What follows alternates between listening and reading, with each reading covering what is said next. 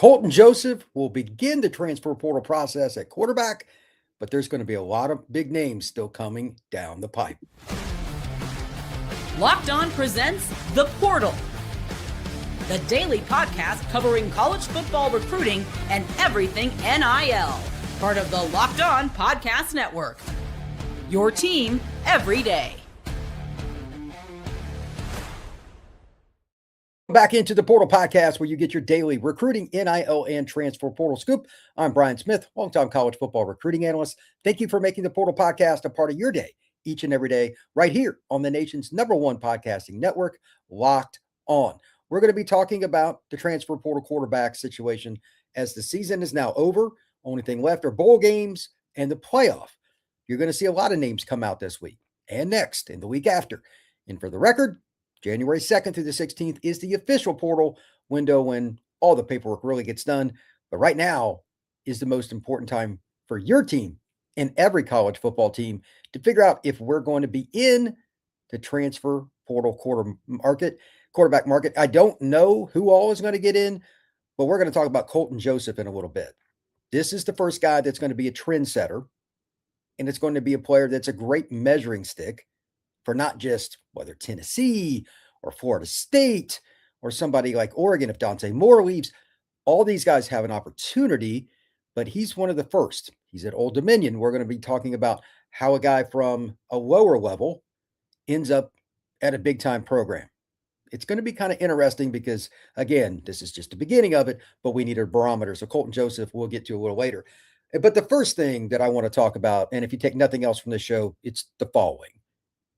The price of the quarterbacks. It's going to be massive this year for two primary reasons. There's only one portal window. You got to guess. There is no, well, it didn't go well after spring practice. We're just going to go get a quarterback now. Doesn't work that way. There is no spring window. Again, cannot stress this enough. There's only one. If that's going to be the case, is your school really going to be ready? Are they truly ready doing all the prep work right now? Who do we need? Is it a fit, not just on the field, but culturally in the locker room? As somebody who's covered Florida State, I can tell you that when you bring in the wrong players, not necessarily a quarterback at any spot, it can run your locker room, cause problems with NIL in the locker room, and things can go south. Look at the Florida State's 2024 team as an example. I don't think that anybody's going to be not looking at that at all. They know. We're going to see fewer of those situations moving forward. People learn from their mistakes and others, but there's probably still going to be somebody that picks the wrong quarterback. We'll talk about that after next season. But this year, there have been a lot of good ones. Joey Aguilar, et cetera, that kind of came in and did a pretty good job. But there are going to be some others that don't. So how much is it going to cost you to, quote unquote, fix your situation or at least replace somebody good? Let's use Oregon as a barometer. If Dante does leave, Dante Moore's a really good player for the Ducks. They're going to be at a tough spot. They've got some young guys that are very, very talented, but because of Dante, they really haven't played. Would Oregon go into the market, or would they stay pat based on what they've seen in practice? Remember now, Will Stein has also left Oregon. This is very complicated. He's become the head coach for the Kentucky Wildcats. He's from that area, family ties to Kentucky, etc. That would be a very interesting situation if Oregon got in it for two reasons. Number one, what would happen with the guys on the roster? Number two, let's just be blunt. Oregon has the greatest booster of all time in Phil Knight. He's the owner of Nike. He is the creator of Nike. To say they can, quote unquote, set the market is the biggest facetious thing to even say. Like, why even mention it? It's obvious. Like, their money's different than most, but at the same time, if they get in it, all this goes up. So for right now, just keep Oregon in mind. And I bring up Dante. I have no idea if Dante's going to turn pro. That'll be something he has to determine soon enough. But at the same time, if they are, it's going to go up from this. I'm going to say top portal quarterbacks, and this is for 1 year, to be clear, at minimum will be $3 million for top guys. Minimum. Remember last year, Miami, another team that has a lot of money in the portal, Carson Beck comes to Miami for allegedly $4 million. If it's anywhere close to that, puts it in perspective. But here are some of the teams that I expect to be in or have a quarterback leaving. Take it for what it's worth. This is just my opinion. Tennessee, does Joey Aguilar come back to UT? If they can get the right quarterback, I could see them moving on. He's good, but are you going to win a championship with him? Josh Heupel's offense is a blast to play in. They've got Faison Brandon come in, elite quarterback out of the state of North Carolina. Great kid, too. I had a chance to cover him a couple times. He's what you're looking for in terms of a personality, but he'll be a true freshman. That's a lot to ask. So if it's not Aguilar, will they get in the mix? And that's also, again, remember, Nico Imaleva was a guy that went there originally. They have a lot of NIL money. That could be a big player in this market. Indiana. I'm an Indiana grad. I know they have a ton of money, and Fernando Mendoza is going to turn pro after this year. That's pretty clear, regardless of what the number one ranked Hoosiers do in the playoff. He's going to be a top 5 pick, maybe the first pick in the draft. Indiana has no quarterback, but a lot of money, and now they've got momentum. They're going to be expected to go in and do something with that money. They will definitely be a player. Another Big Ten team that I'm not sure what's going to happen because of the coaching situation, all the change. Will Penn State take a quarterback and not just a guy, a backup? Will they try to get a dude? That's one I really don't have a feel for, but I could see it. And this is a really interesting one. If Oregon's not the biggest player in the portal market this year, the following could be, and it's with an asterisk. Lane Kiffin at LSU. Are they going to get Trinidad Chambliss to come down from Ole Miss? I mean, I'll be blunt. I'm not trying to pick on Ole Miss, but he's probably going to want to play with Lane. If Trinidad Chambliss gets the waiver, this is his 4th year of college football, 3 of which were at Division II Ferris State before going to Ole Miss. He's allegedly applying for a waiver. I have no idea how that would work. My guess is he will get it because, like, Division II in a lot of ways is like a junior college. And the JUCO kids, like Diego Pavia, are getting an extra year. Diego's even trying to get another one. I don't know how that will go, but if he does, that's helpful for a lot of programs because LSU needs quarterback. And they're going to spend big. They want Lane to come out of the gate hot. And if they're in the market, it's going to drive that price up. What I said earlier, $3 million is kind of the barometer. I think it's going to go up from that. Trinidad Chambliss would eliminate one of the big box schools. It'd be over with. You take them out of the market. Auburn, this is another one that it should be done. Byron Brown, USF quarterback. Alex Golesh helped that kid become a stud. And now he's got another year left, and he's going to go to Auburn from everything I've heard. I don't know what he'll make. It'd probably be considerable, and he's really good. But if he goes to Auburn, that's another school, big box school with a lot of money. Auburn definitely has some pretty deep pockets with NIL. They'd be done. So that would be another player done. But here's the one that everybody wants to know about, at least where I'm at down south. The Florida Gators. How's that going to go? I was told before Napier's replacement was named that DJ Lagway was going to leave. Is he still going to leave? I really don't know. John Summerall's a really good coach, defensive-minded guy, but they bring in, this is where it gets really interesting, a tremendous coach, Buster Faulkner. He was the offense coordinator, quarterback coach for the Georgia Tech Ramblin' Wreck. They did a lot with Haynes King. He went from a guy that was just a player in college football to one of the centerpieces to a team that was really good. They didn't have the defensive talent to get it done and didn't have quite enough offensive weapons to get it done, like to go for a title. But considering where Tech was, Faulkner and that crew overall, Brent Key, they did a tremendous job, masterful, if you will. He goes to Gainesville. Does DJ want to play in that system, though? Because the quarterback runs a lot. DJ has the frame and the arm and the deep ball ability to be an NFL quarterback, but he's had a lot of problems reading defenses. There are questions I have. If he gets in the portal, there are going to be some takers. A&M could be somebody. Maybe he goes there and sits a year. He was interested in USC out of high school. Then there's a lot of other people. If Trinidad Chambliss doesn't end up at LSU because he's out of eligibility, I'd imagine Lane Kiffin would at least make that phone call. That's a big, big domino. Is DJ Lagway that guy? Does he have the opportunity to really look at Florida as the best fit for him, or does he want to play in just a pure pro style? Because again, he's going to run in Buster's offense. You have to fit the scheme to a certain degree, and he's capable, but he's been injury prone to this point in his career. So that's a big domino. When we come back, I want to talk a little bit about Georgia, Florida State, and some other schools. And I leave you with the question before we come back.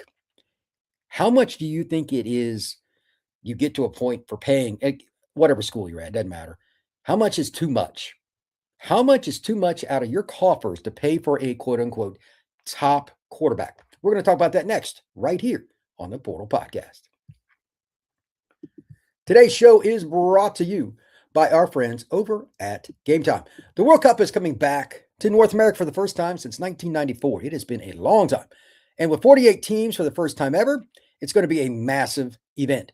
But let's be honest, getting tickets to the World Cup is usually the hardest part. That's why the Game Time app is clutch, finally giving you, the fan, a real advantage when it comes to snagging seats. With Game Time, you can track price drops in real time, get alerts when great seats open, and buy tickets the moment they hit the app. It puts the power back in your hands and makes going to the World Cup realistic instead of impossible. As somebody who literally this past Saturday used Game Time's app to get 2 tickets to a basketball game, this is how the experience works. You go on the app, you search what you're looking for, whether it's a team, a date, whatever it is for soccer, for basketball, for football. You find the team, you click on it, and then you can pick your seat. You click on it, whatever price you get is right there. It's the same at the beginning as it is at the end, and you can see your seat view. You click on the seat, it will literally show you the venue from that seat. It's really cool. And I got exactly what I expected, and that's why I like Game Time. Take the guesswork out of buying World Cup tickets, every match, every concert, or anything else, football, basketball, whatever it may be. Download the Game Time app, create an account, and use code LOCKEDONCollege for $20 off your first purchase. Terms apply. Download the app, make an account, and use code LOCKEDONCollege for $20 off. Swipe, tap, ticket, go. Game Time. Thank you once again for making the Portal Podcast your first listen each and every day right here on the Locked On Podcast Network. I'm Brian Smith. Please become an everydayer if you have not already. Doing an early live show today. I've got some stuff going on with family. If you're familiar with this show, this is obviously not where I live. I'm at my parents' house. I will be here all week, but we'll be doing some live shows on noon, probably the rest of the week, at least Tuesday through Thursday. A little early today to get some stuff done, get some shopping done with my mom, but we will be back at a noon schedule very, very soon. So I asked again, and I'll get to the chat one second right after I ask this question again, because I want people to think about it. Post your comments in the chat. And if you're listening to this later, post on the YouTube page for Locked On the Portal. How much is too much for a transfer portal quarterback? Is it $2 million? Is it $3 million? Is it $4 million? Are there tiers? Of course, we'll talk about that next. But how much is too much, and who are some of the other teams involved? So I'm going to let that percolate. Anybody who wants to comment, whatever, in the chat, fire away. But here are a few things. Katie, what's going on? College football has gone nuts, literally has lost its mind. Well, there's probably some truth with that. The Dr. 660, it's my favorite. What the world is this going on? Idiots. Katie, quarterback rooms can end this lunacy. When a head coach constantly brings in a portal quarterback, the entire room should leave. This is the problem. Katie brings up a really good point. When you bring in a portal quarterback, what year they are, who you have, there's good and bad. Let me just explain this because this is a big box topic. I'll give the shortened answer here. Let's use Tennessee. This is a good one. If for whatever reason Joey Aguilar is not back at Tennessee, do you want your stud Faison Brandon starting as a freshman in the Southeastern Conference? Some do, but is he ready? That offense is not super complex to run. There are some advantages for a freshman, but is the young man ready? Maybe. What about the guys on campus? Are any of them ready? I don't know. We're not at practice. But only the coach can know that. And that's frustrating for fans. I get it. It's frustrating for the parents of the kids that are waiting their turn to play. But at the end of the day, it's the coach's call. And he is paid to win games.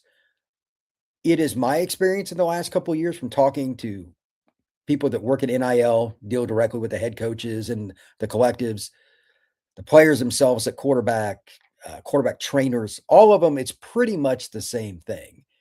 It's about what you're trying to do right then. It changes for every team every year. There is no one answer. Sometimes you need a quarterback as a quote unquote bridge quarterback. I mean, look at the guys right now. Mendoza at Indiana, they're number one. Would they be there if they didn't get him? Probably not. They'd probably be pretty bad. So sometimes it works, sometimes it doesn't. Like Michigan, Notre Dame, and Ohio State all have freshman or redshirt freshman quarterbacks this year. They're not in the portal market. That helps the other teams. That's 3 big box schools. They're not spending cash. However, there's still plenty that are. If you're going to do it, again, it's about money. I don't know how many different teams really will get in this. I got a few more I want to talk about, like Florida State, etc. But you have to make the right decision for your room each year. There isn't just one answer, as Katie brings up here. It's complex. And sometimes, just from talking to some of the people that are directly involved, sometimes it's the player himself, sometimes it's the agent, whatever. It's really about the money and the fit. Some kids just don't want to go that far from home. Some kids want to play down south or up north. It is very subjective. There is no one answer, but it's a great topic. And I know some of the kids get mad if they have somebody come in over them, but you got to look at it from the coach's perspective here. If they don't win that year, they can get fired. Like, people are getting fired in 2 years. It is a short rope that you're with. You've got to use it accordingly. So keep that in mind. Let's see what we got here. Captain Jim, 44 Smith, 74. The main thing is fit for a quarterback, 100%. Culture and his level of maturity plus talent. That's one of the best posts I've ever had on this show. Flat out. Not any one of those things, all of them. Again, this is what Captain Jim says. The main thing is fit for a quarterback. It's true. It doesn't matter how much you pay him if he doesn't feel comfortable in the system, if he doesn't feel comfortable at the school, all that money is for naught. You will not win games. Of course, the culture is a part of what I just said. And then the maturity for the kid. If he has success, how do you handle it? Are you acting like a jerk around other players about how much money you're making, this, that, and the other? You can turn the locker room off. And then you're not going to win games no matter how good that guy is. I cannot stress enough the following statement. This is not just quarterback either. One of the big things from talking to college coaches now, it's not how good a player is. Like, Brian, you went to see so-and-so this weekend. How good were they? Everybody gets to watch film. They may take my opinion. I may pass it along to somebody that's looking for something specific at D end or corner or whatever if I run into a coach at a practice or a game. But it's more about what is the kid and the family and the people around them like in terms of maturity and whether or not, these are the 2 big words now in college football recruiting, are they or are they not low maintenance? Yes, this is a PSA right here. If you're a recruit that is high maintenance because of the people around you, get rid of some of those people. I'm telling you now that money will go away. Those offers will not be real. They will get rid of you. There's been a lot of that. Look at Georgia. Quarterback included. They've got rid of some kids. Really talented offensive line, receiver, quarterback, etc. If you are high maintenance, you're gone. If you're getting in trouble, you're gone. If you're the guy that has a third uncle coming into the office all the time asking for money, you're gone. Low maintenance. It is bottom line. With that, let's talk a little bit about not just what it's going to take at quarterback, but some of the combinations why a quarterback would want to go to a school. Katie says Georgia succeeds with their own quarterbacks. By and large, they do. They did take a transfer a couple of years ago. The kid that was at Florida, he was at Arizona. I forget his name. He's a California kid. It didn't work out, and he left. But for the most part, Georgia's smart about it. Think about the top programs right now. Ohio State, Notre Dame, Georgia, Texas. For the most part, Bama, although they did bring in one kid when DeBoer came in, most of the elite programs have their own QB. There are exceptions. Notre Dame until this year was taking transfers, and Miami's hit with the transfer portal. Like last year, the Heisman could have went that direction and this direction, blah, blah. Portal quarterbacks are always involved in the Heisman race every year, and the number 1 pick of the draft was a transfer. I mean, again, Carson Beck comes in. He's not going to win the Heisman this year, but he's going to be first 3 rounds out of Miami. You could do it either way, but most of the teams are now trying at least to win with a quarterback that's homegrown. It's just hard because projecting high school quarterbacks is super difficult. It's the off the field stuff I was just talking about, high maintenance, how quickly do they understand? And quite honestly, just post snap reads, just old school. Are they able to learn the system? It's iffy, but that's part of it. When we come back, I'll get to this situation with a few more schools that I think are going to be very important, including Florida State. How much are they willing to spend? Because they said, allegedly, when the Norvell news came out, that Florida State was going to contend for championships. Are they really? Are they a team that can do that? Are they going to spend at that level with Norvell? I have at least a little bit of a doubt about that. That is next here on the Portal Podcast. Today's show is brought to you by Omaha Steaks. The holidays come with two big goals: feeding the people around you very well and finding gifts they'll actually love. And when you want to have both handled in one move, Omaha Steaks is a way to go. From hosting to gifting, they deliver the world's best steak experiences right to your door. Because during the Sizzle All the Way sale, you can stock up and save in a huge way, 50% off site-wide at omahasteaks.com. And it gets even better. Locked On College listeners can get an extra $35 off with code COLLEGE at checkout. So if you've got that person who's probably not the easiest to shop for, how many of them also don't like either steaks, desserts, burgers, sides, just a complete comfort meal sent right to their door? Omaha Steaks can do that, and it doesn't have to be a gift either. It could be for yourself. Save big on the gourmet gifts and more holiday favorites with Omaha Steaks. Visit omahasteaks.com for 50% off site-wide during the Sizzle All the Way sale. For an extra $35 off, use promo code COLLEGE at checkout. Terms apply. See site for details. That's omahasteaks.com and use code COLLEGE. Who are the teams that are also going to be in the market? I want to talk about Florida State for a second.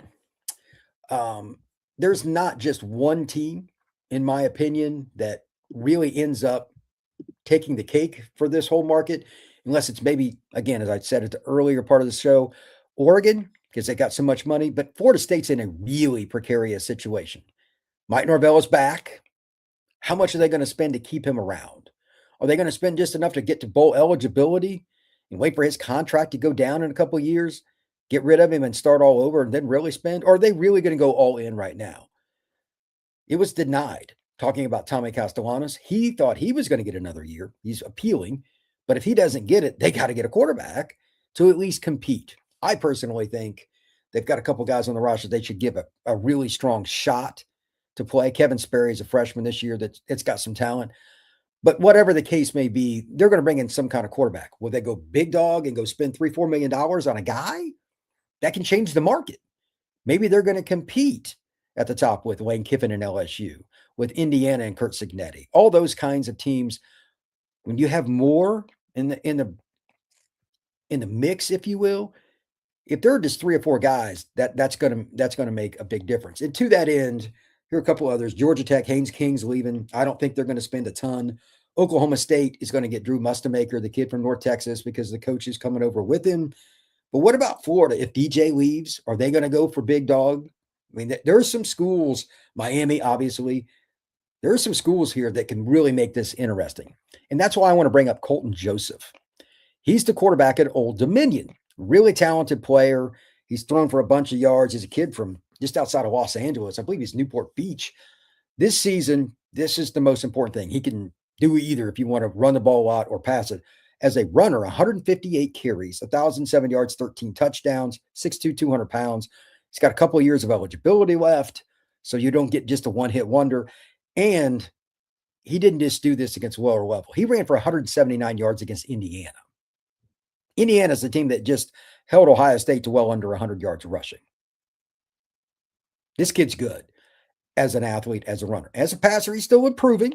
But Colton Joseph, 173 at 290 at Old Dominion, 59.7%, 2,664 yards, 21 touchdowns, 10 interceptions.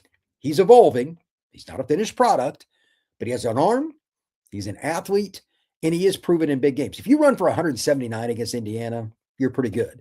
He also had over 270 yards passing against Virginia Tech, a couple of scores, and ran for the better part of 100 yards in that same game. He's proven it against some of the better teams that, let's be honest, Old Dominion probably can't block really well up front. They don't have the same players that Indiana, Virginia Tech does. But at the same time, Colton Joseph, he's going to have a lot of options. And remember, he's a West Coast kid. What if Oregon does lose Dante Moore? That'd be pretty interesting. If the Ducks get in that sweepstakes or any other big quarterback, it changes things. But here's the other thing I like about Joseph that I just touched on a second ago, and why somebody like Oregon or somebody else, maybe it's Kiffin at LSU, would find intriguing. multiple years of eligibility. Most of the guys that we're going to talk about over the next month as we get to the portal actually being open, they're going to have 1 year. Most, not all, but most. If you can get this kid who is, again, an additionally not just good passer, maybe just a little better than that, but he's not where he needs to be yet. He's just under 60%. If you can get him up to that 65, 66% range, doesn't sound like a big difference, but 1 or 2 passes in a game is the difference between winning and losing in the SEC, the Big Ten, or playing at a school like Florida State in the ACC. It's huge. If he could prove just a little bit with elite athleticism, again, 1,007 yards rushing this year and 13 scores. He's an athlete. You get multiple years with him, you can go from the outhouse to the penthouse. I expect him to be closer to $4 million for a school. Which one it is, I don't know. $3 million is kind of the bottom end.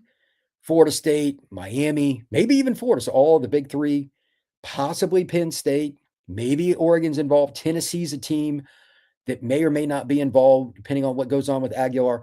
LSU, if Trinidad Chambliss does not get in the mix, there are a lot of things going on there that are really intriguing.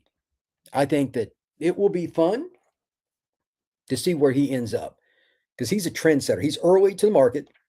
He's not going to be the last, but he's also a guy, again, multiple years of eligibility.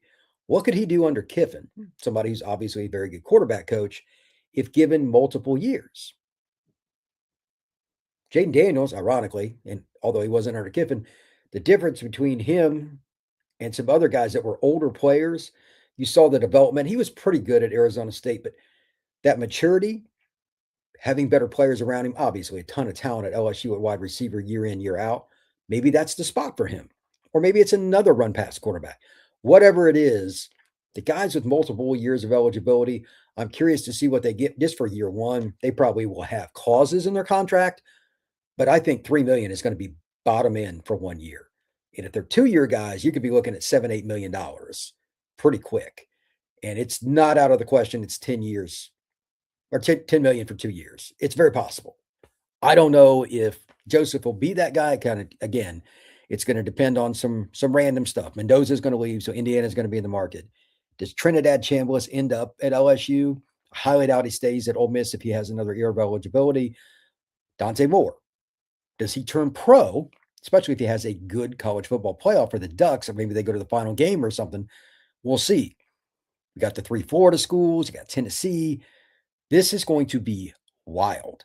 I'm really curious what everybody else thinks about this. But again, if you're listening to this later or you're riding the hot hand, thinking about all these different things, you want to comment on the YouTube page, fire away at Locked On the Portal on YouTube.